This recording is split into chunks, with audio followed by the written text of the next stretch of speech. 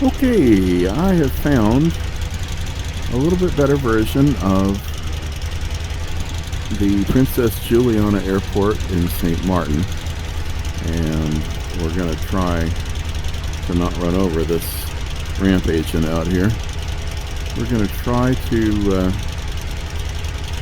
give a runabout here and let you have a little look at a better representation of the airport that we ended up with at the end of my last flight. Why am I jumping around here? That's kind of strange.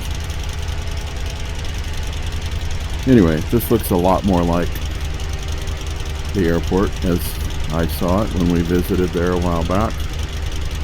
And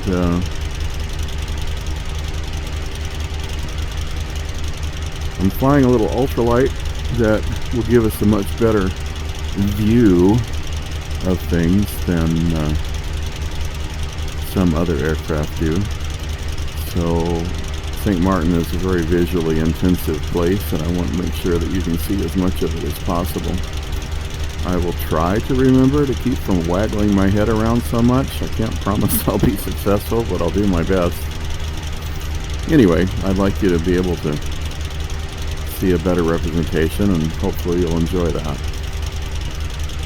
I tried doing this last night because I thought I'd found another mechanism for recording the flight that might give a lot better representation of clarity and so forth, and I was very unhappy with it, very disappointed. So I'm trying again now, and we'll see how this works out. That big ball up there on top of that concrete building is almost certainly the airport's radar, air traffic radar, I would imagine.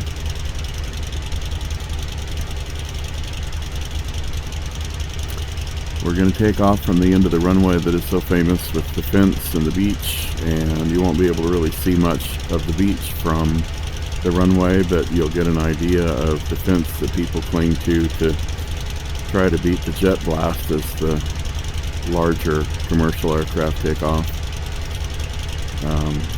It's quite a sport that it's developed into, the fence surfing thing. People trying not to get blown out into the beach. Tragically, a couple of years or so ago, there was a young woman that was killed doing that. She didn't succeed at hanging on to the fence, apparently, and got blown into one of the concrete barriers, I believe.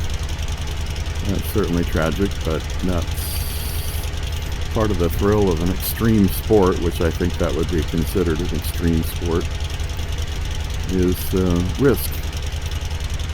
Comes with the territory. Certainly feel badly for her, but that's simply part of what she embraced when she tried something risky. You can kind of see some of the people on the beach there through the fence, maybe. Well, probably not with the resolution that you're seeing. But I think before we go off and look at any of the other part of the island, I'll do a quick fly around and come back in for an approach over that beach so you can see that part. Right over there is where we had our lunch when we were here at the Taco Macho, I think it was called. Anyway, fun, beautiful area. I'm going to go ahead and take off from this beautiful, rather large, but not terribly long runway. It's a nice wide runway. It's only 7,100 feet long, which is pretty short for something that does jumbo jets. And they used to fly 747s in and out of here on, I think, at least a semi-weekly basis. And it always amazed me that they put a 747 down on this island, this runway. And they would virtually drag their wheels across the top of that fence when they'd come in, giving the thrill seekers out on the beach a thrill, because parts of the plane would, what, hello? Really? What are you doing out here on the runway? This is my turf right now. Wow. Anyway,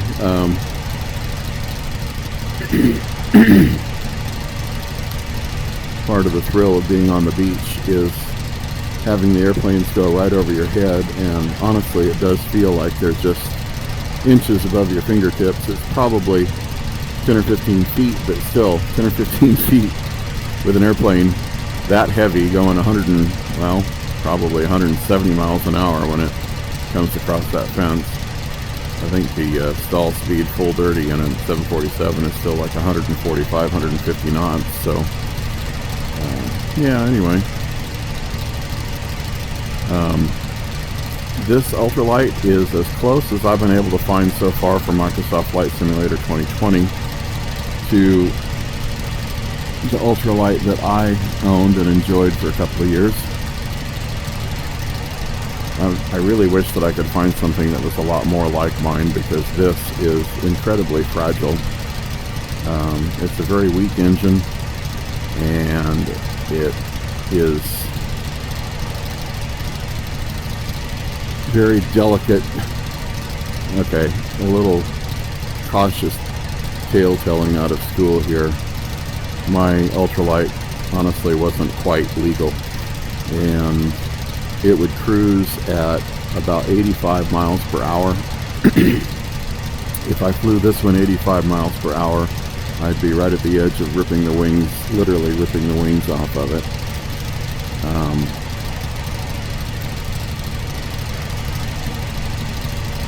Likewise, my ultralight was rated for 9 Gs up and 6 Gs down. That is more rugged G-force tolerance than most general aviation airplanes that are considered, you know, mainstream Cessnas and Piper Cherokees and whatnot. Okay, so right now you're seeing all the people show up on the beach, and some of them are waving at us. And right over there is a bar that is very, very popular there. They have a surfboard that serves as a chalkboard that is posted there at the bar, that they post all the flight times for today's flights that will be coming in and out of St. Maarten Airport, so that people can enjoy.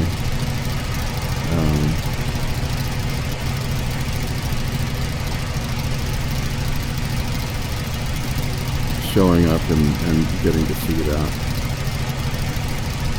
Alright, let's fly out over Simpson Bay here. I'm going to fly around the island a little bit. Actually, let's start off in this direction. The direction I'm heading over there is the Dutch side, and that's where the cruise ships come in and dock, on the other side of those hills. Straight ahead of us right now is where the zip line adventure and so forth that we participated in part of when we were here happens. I'll fly over that as we come back into land, but let's start out by flying out over this way, over the French side of the island. There'll be a little French airport. Well, it's little by comparison to this one. A smallish airport on the French side, and I didn't check to try to figure out the pronunciation of the French town. I think it's Bastière, or I could be completely wrong, but I think it's something like that.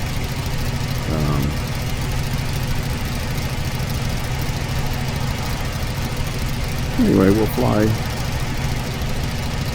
out over here and get kind of a view, full tour of the island.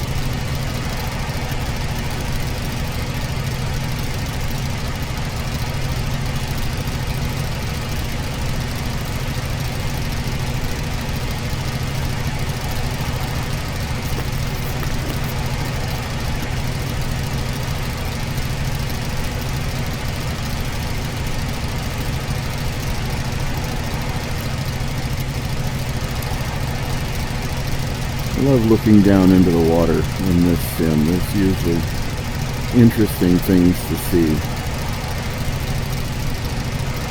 Rock formations and coral.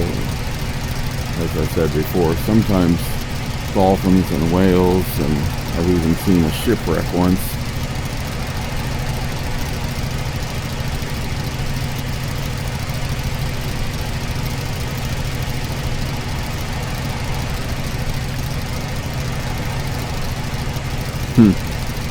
Wow, look at the size of the mast on that sailing yacht. Wow. I was just going to comment, there's some awfully nice yachts here.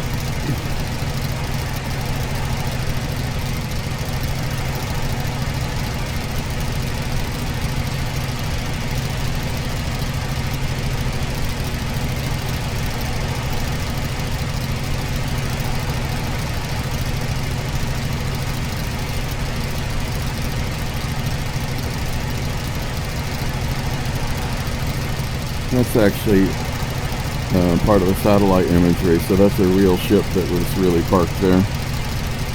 That we're not seeing it in 3D, but it's still kind of neat to see. Likewise with this one parked over here, or berthed over here, I suppose. So one of the remarkable things about this simulator is, unlike previous versions of simulators that I have used, which essentially take a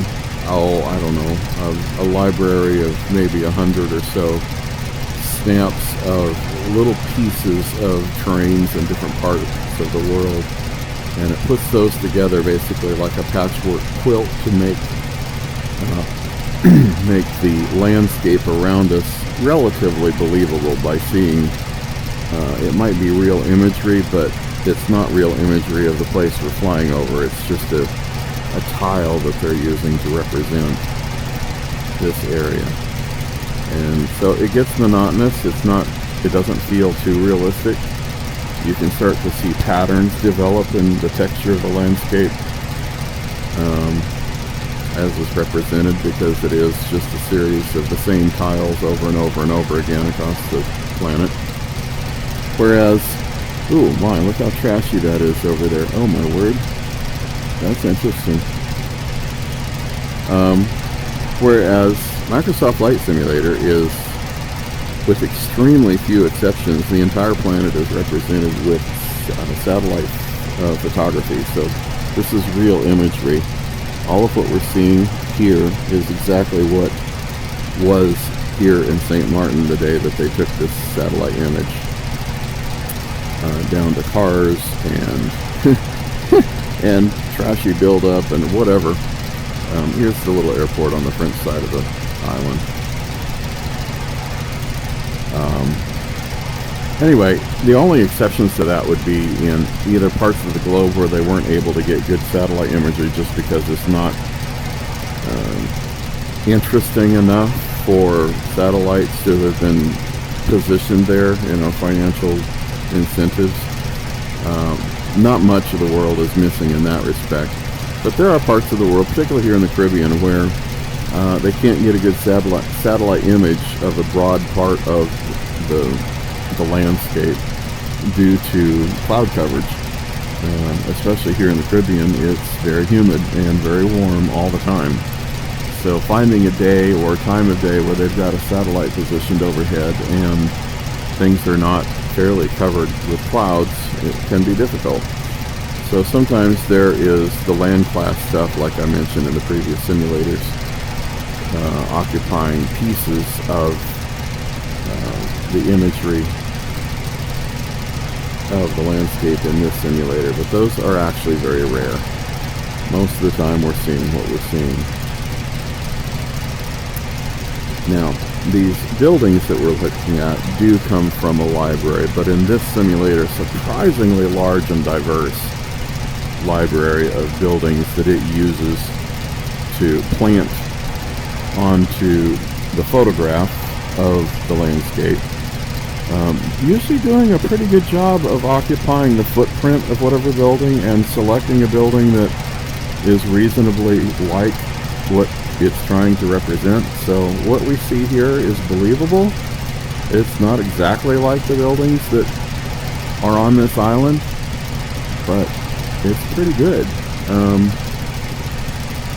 It's been kind of fun to watch the new updates come out in this sim, which they do pretty frequently. The sim's been out for, I guess, about a year now, maybe just a little over a year, and we're expecting update number 6 to come out next, I think it's this Friday, maybe next week.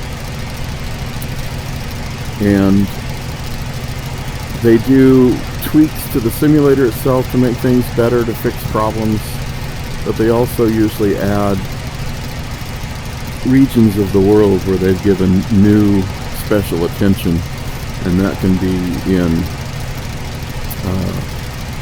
sharpening the resolution of the imagery of that area. It always seems to include a better library of buildings for that particular area. For example, when I first got in the sim, it was something I wanted to do was to go fly Norway, since Anya is from there.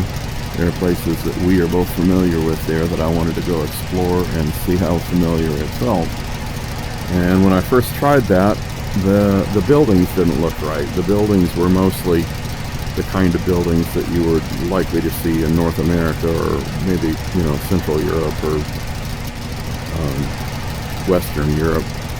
But Norway has its own rather distinct architectural and color styles for the buildings there, and nothing was quite right.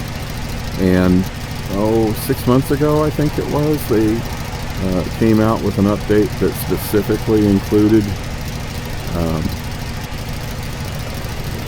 a focus on Scandinavia. I don't remember exactly which countries came out in that release, but Norway was part of it. I think Sweden and Denmark were part of it. And so all of a sudden, not only, for example, was downtown Oslo in a little bit sharper resolution and more visible, but the buildings that were supposed to be there, especially in Oslo, represented things that you'd expect to see in Oslo.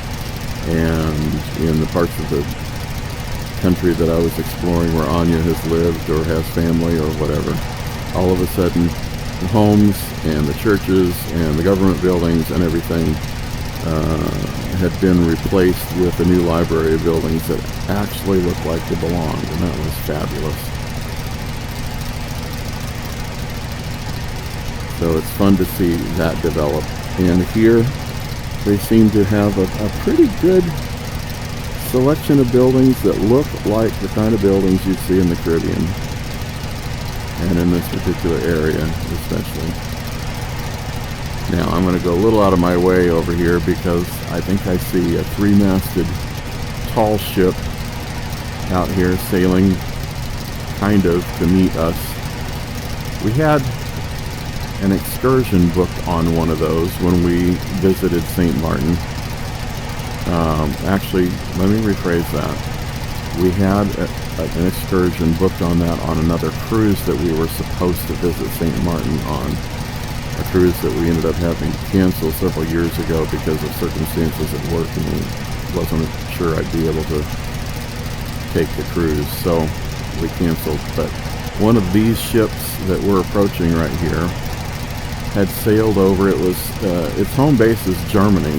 I don't think Germany actually has a seaport, does it? So it would have to be something near Germany, but that's where the people that owned the ship and the crew were from, was Germany, and they would sail that across the Atlantic every year to bring it over here for the tourist season. And we were booked on that excursion, and I was really, really looking forward to it, and terribly disappointed when plans fell apart and we didn't get to go. But it would have been something like what we're approaching right here.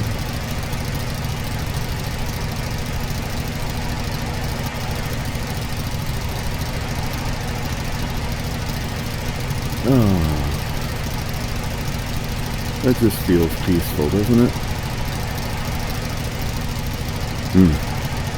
So that island right over there, the large island in the distance, is St. Barts. That's where we came here from on our last trip.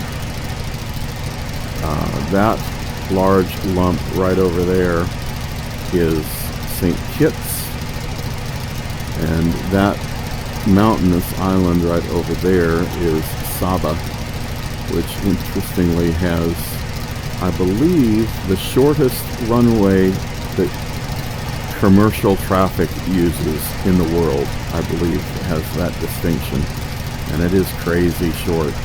The island is so mountainous, they did the best they could to carve a flat surface out of the mountainside, and that's all there is. So it is a dangerous place to land. It takes a lot of skill and a lot of practice, and the people that do that are the only people that are allowed to do that are people that have been carefully trained for it. Very different kind of danger than what we saw over at St. Barts, but interesting nonetheless. That's awesome. It would have been so much fun to have been on one of those. Seems to me that those forward sails are sort of filled out in the wrong direction, but maybe I'm wrong. Alright, so back over to the Dutch side of the island now, and this will be the cruise ship port where we docked. And for anybody that's finding this video on Facebook, because I'm linking it there, I believe it is our Regal Princess Regal Princess Eastern Caribbean photo album on my Facebook page is the cruise that we did take that came here to St. Maarten. And there are a lot of pictures in that album of our stop here and our adventures here. So if you want to see more of this island in almost real life, you can find it there. I'm intrigued with this big container ship coming into this bay. Don't remember this port handling that kind of traffic. I may be wrong.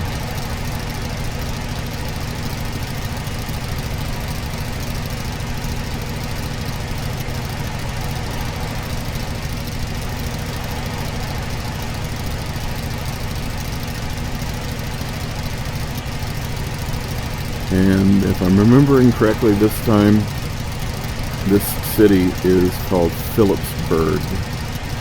Sint Maarten. It's Sintmaarten, I believe. I'm a little disappointed that, unlike the container ships here, which are actually real shipping lines and real ships, the cruise ships being represented here are generic parts of the simulator, apparently. Or maybe part of the St. Maarten package that I just bought. I'm not sure. But they're not very realistic, and they're certainly not a specific cruise ship that you can identify as you fly over it. It's rather fun for me that there are a lot of places that I fly where it's near the water.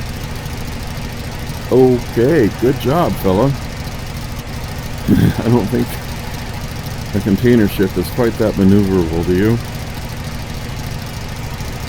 Certainly not that fast.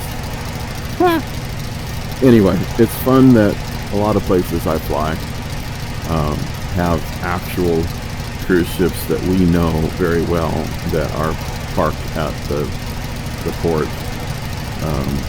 Sometimes even cruise ships that we have a pretty good amount of experience with and know personally well.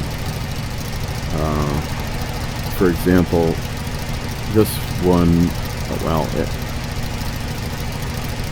in the Bahamas, Princess Cruise Line has what is called a private island, but it's actually an estate on a larger island. Many cruise lines have their own private islands, and this serves as that for Princess. I think I need to climb a little bit so I can take us where I'm going next. Anyway,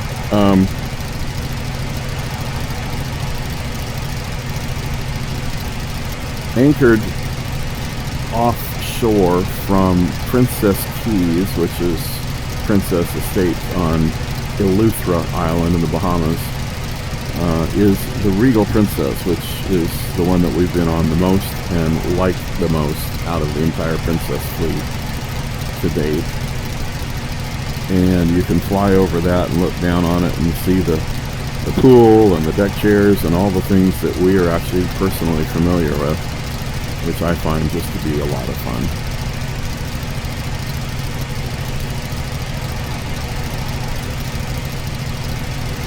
Alright, so at the apex of this hill that we're approaching right here,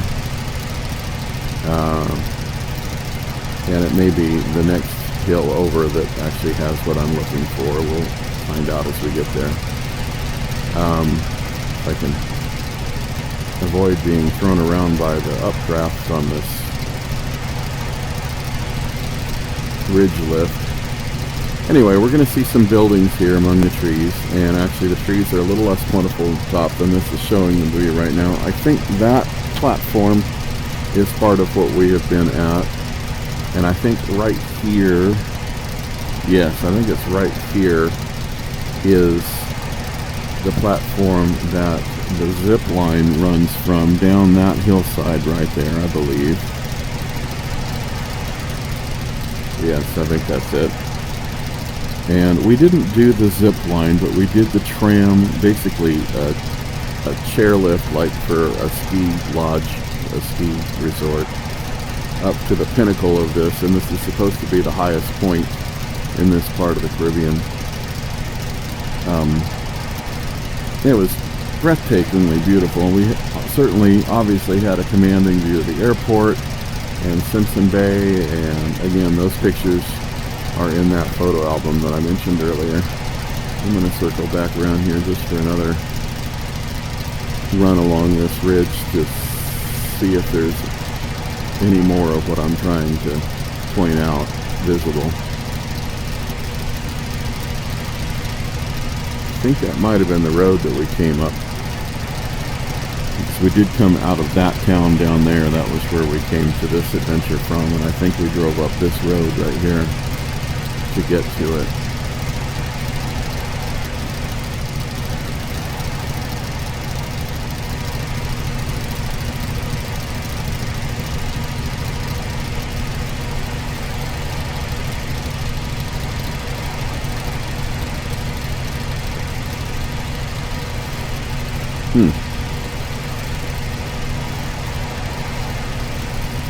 Yeah, I think it's here, and I think the run is down into that area right there, or could be that dusty track right there down the hillside. That could be under the, yes, actually I'm almost certain that is. That's under the zip line right there. So the zip line runs across this somewhat barren, cleared area so that there aren't trees to kill people. And you end up at that building right there. In fact, you can see one of the zip line platforms for the lines and another. Yeah, that's it right there. So that was where the zip line was and where we, and actually, yeah, anyway, it was a fun day. We had a good time. We found St. Maarten to be tragically underwhelming. Forgive me if I've told this before. I can't remember which of the episodes that I've mentioned these things in, whether it was one that made it to YouTube or whether it was the one that I pulled the plug on. But when we visited here, it was shortly after Irma, the hurricane that did so much devastation in the Caribbean a few years ago. And St. Thomas got hit about as badly as St. Maarten did. But St. Thomas' recovery was so far ahead of what we saw here in St. Maarten. And the people in St. Thomas were so very welcoming and very grateful for us returning and bringing them our tourist dollars, which they rely on to survive. And so the welcome was warm. The progress was surprisingly robust, and people were obviously investing their own effort, their own backbone, their own sweat into their own recovery, and it lent to a cheerful, optimistic attitude. and the part of the people. It was a great experience. We got here to St. Maarten, and I had great hopes, mostly because of this beach up here. For so many years, I was looking forward to visiting St. Maarten. And when we got here, I would estimate that the recovery was only at about 40 or 50% of what we had seen in St. Thomas, if that. The attitude of the people was dramatically different. The Dutch government had poured nearly $1 billion into the recovery at that point, and unfortunately, according to our taxi driver, most of the people that had gotten the money had put it in their pockets and were holding out their hand to the Dutch government for more and more and more. And so there was I don't know how to describe it. It was just a completely different attitude of the people here that felt greedy might be too strong a word, but not by much, and lazy and resentful kind of came through in what we observed in people. And the lack of recovery was just astonishing. Everywhere there were shattered buildings that were not yet rebuilt. Everywhere that we looked, there were derelict cars that had been abandoned. Here, on the bridge that we flew over a minute ago, and on the road here to the airport, there were multiple, 20 or more, utterly wrecked boats laying on the beach that were just left there. Nobody had been doing any salvage effort. Nobody had been recovering anything. Just left there. And some of those boats had been bars and restaurants when the hurricane hit, and had been real popular places. And they're just laying there, literally keeled over on their sides. And yeah, it was depressing, to be honest. And again, the picture in my photo album will support what I'm talking about. I would like very much to return to St. Maarten now that Irma is kind of a fading memory, and see how things look now. I would hope that it would come closer to living up to the expectations I had for it then. I'm curious. But it is a beautiful island, it's a beautiful place, and it's kind of fun to see it in this little spider web that we've been flying around in that has such great ability to see. And I thank you for coming along for the ride. I hope you enjoyed it.